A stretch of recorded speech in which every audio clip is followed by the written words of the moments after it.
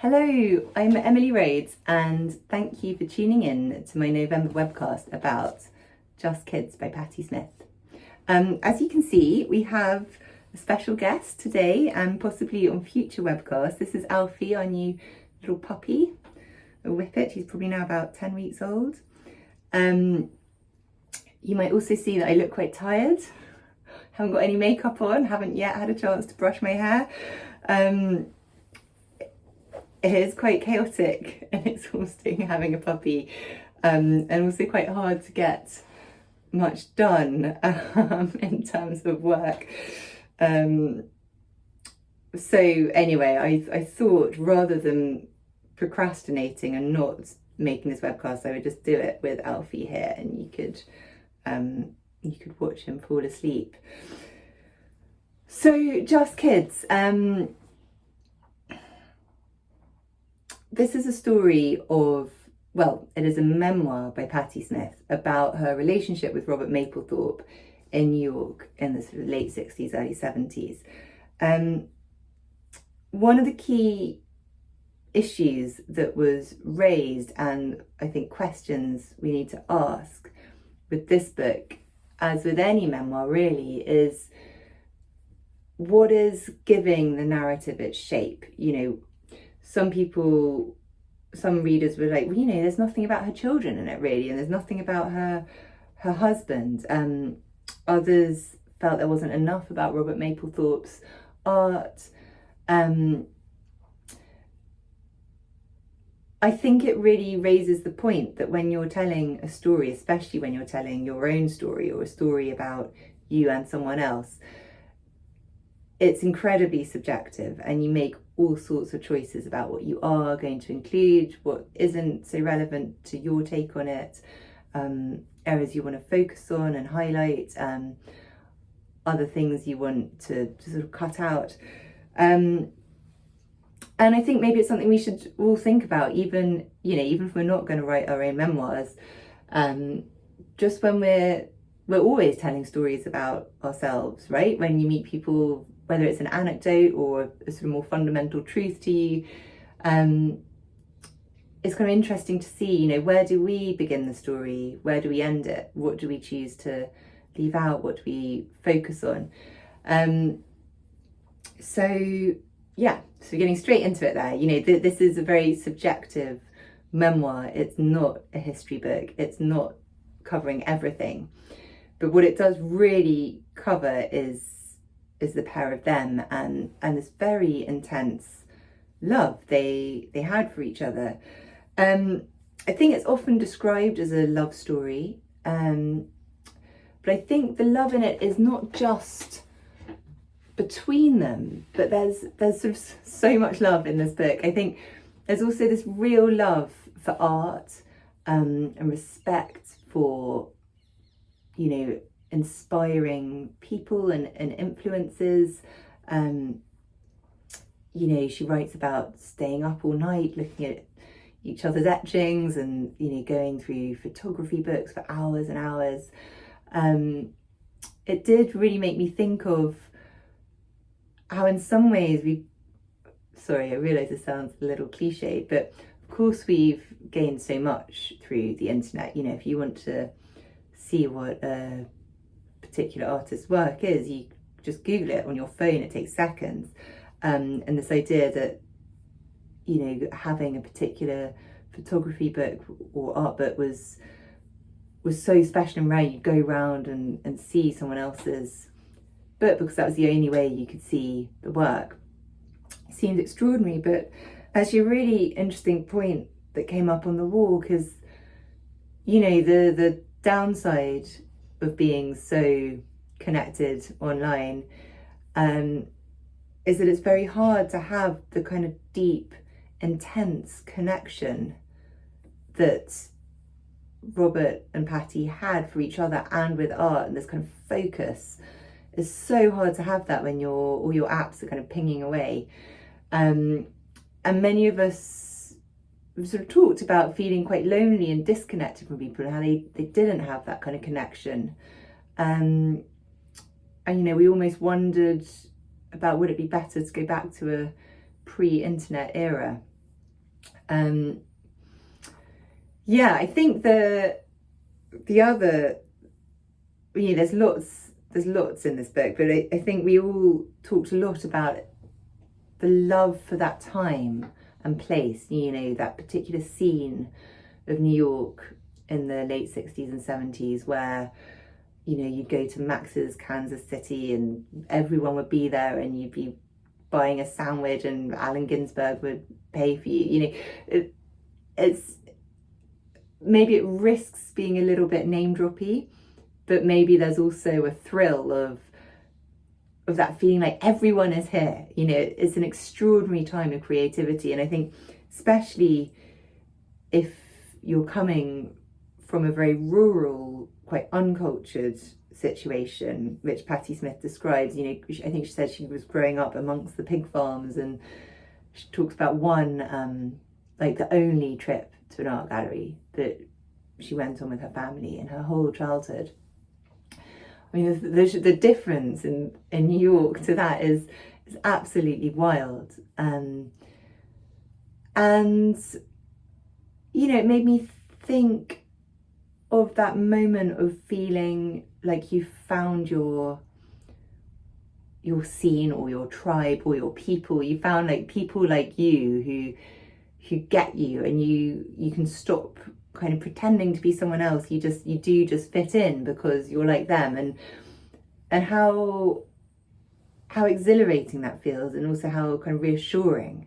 I think if you spend a lot of your life feeling like you don't fit in, when you suddenly have a freedom and you get to a new place and you're surrounded by like-minded people, it's incredible. And maybe it's something that some of us can also relate to. I've certainly had moments like that. I think I'll read a bit out now. So this bit is describes Robert shooting the cover of Horses. This is a photo, which is so iconic and kind of extraordinary. So she writes about getting dressed. Okay, I'll read it from the beginning. Okay. There was never any question that Robert would take the portrait for the cover of Horses, my orange sword sheathed with Robert's image. I had no sense of how it would look, just that it should be true. The only thing I promised Robert that I would wear a clean shirt with no stains on it. I went to the Salvation Army on the Bowery and bought a stack of white shirts. Some were too big for me, but the one I really liked was neatly pressed with a monogram below the breast pocket. It reminded me of a Brassai shot of Jean Genet wearing a white monogrammed shirt with rolled up sleeves. There was an RV stitched on my shirt. I imagined it belonging to Roger Vadim, who had directed Barbarella. I cut the cuffs off the sleeves to wear under my black jacket adorned with a horse pin that Alan Lanier had given me. So I'm just going to note there the attention to all the clothes and the fashion and the sort of self-styling. There's a couple of haircut moments too. And the amount of effort and time and thought and that sort of went into creating this kind of projected image of herself. And I wonder, I think it's very interesting, do we think that Patti Smith is going more fully into herself and kind of expressing her true self, sort of the authentic self in her outfits and the way she looks and in this kind of self-styling? And I suppose I feel like she is expressing her authentic self. If you look at her today, she still kind of looks the same, just a bit older. But it's a kind of contrast with this idea that sometimes when you're putting on clothes and sort of getting your appearance done, you're sort of putting on a mask, you're stepping into a role, becoming a kind of character, and sometimes, that isn't always your authentic self. Sometimes it's quite helpful, say, to put on a suit to dress up for work. You're kind of becoming someone else by adopting those clothes and adopting that persona. And this does make me think of a book we discussed over the summer called A Single Man by Christopher Isherwood, which is very much about adopting different personas and almost the danger of losing yourself by adopting too many other roles if your sense of authentic self isn't quite as strong. Anyway, sorry, digression about fashion. Robert wanted to shoot it at Sam Wagstaff since his 1 Fifth Avenue penthouse was bathed in natural light. The corner window cast a shadow, creating a triangle of light, and Robert wanted to use it in the photograph. I rolled out of bed and noticed it was late. I raced through my morning ritual, going round the corner to the Moroccan bakery, grabbing a crusty roll, a sprig of fresh mint and some anchovies. I came back and boiled water, stuffing the pot with mint. I poured olive oil in the open roll, rinsed the anchovies and laid them inside, sprinkling in some cayenne pepper. I poured a glass of tea and thought better of wearing my shirt, knowing that I'd get olive oil on the front of it. Robert came to fetch me. He was worried because it was very overcast. I finished getting dressed, black pegged pants, white lisle, socks, black capezios. I added my favourite ribbon and Robert brushed the crumbs off my black jacket. We hit the streets.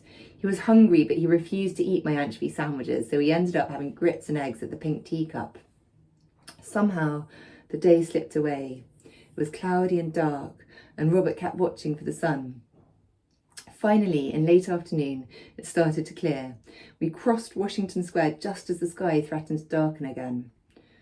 Robert became worried that we were going to miss the light, and we ran the rest of the way to 1 Fifth Avenue. The light was already fading. He had no assistance. We never talked about what we would do or what it would look like. He would shoot it, I would be shot. I had my look in mind, he had his light in mind, that is all. Sam's apartment was Spartan, all white and nearly empty, with a tall avocado tree by the window overlooking Fifth Avenue. There was a massive prism that refracted the light, breaking it into rainbows cascading on the wall across from a white radiator. Robert placed me by the triangle. His hands trembled slightly as he readied to shoot. I stood. The clouds kept moving back and forth. Something happened with his light meter and he became slightly agitated. He took a few shots. He abandoned the light meter. A cloud went by and the triangle disappeared. He said, "You know, I really like the whiteness of the shirt. Can you take the jacket off?" I flung my jacket over my shoulder, Frank Sinatra style. I was full of references. He was full of light and shadow. "It's back," he said. He took a few more shots. I got it. How do you know? I just know. He took 12 pictures that day. Within a few days, he showed me the contact sheet. "This one has the magic," he said. When I look at it now, I never see me. I see us. I think there's so much there. And, you know, I talked a little bit about the fashion and the styling and there's a lot about his process and how very few photos he took and how it's so focused on light. I think for me what's so beautiful about that is that their art and the work has them in it. It's so intertwined, and I suppose I really admire this kind of creative relationship where it's not just the two of them, but there's art in there as well, and their kind of mutual love and respect for art and the creative process is really extraordinary. I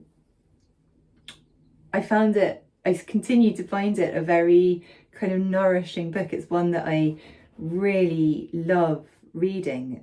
Every time it brings me to tears at the end. But I think just this prioritizing of creativity, of really just giving everything up to make it work, to just stick at it and make stuff, for me seems very inspiring and maybe kind of what I needed to hear at the moment, especially with this little thing wrecking everything. Anyway, I'd love to know your thoughts on it, and thank you for listening to the November webcast. Next up in December, we have The Dark is Rising by Susan Cooper. Thank you.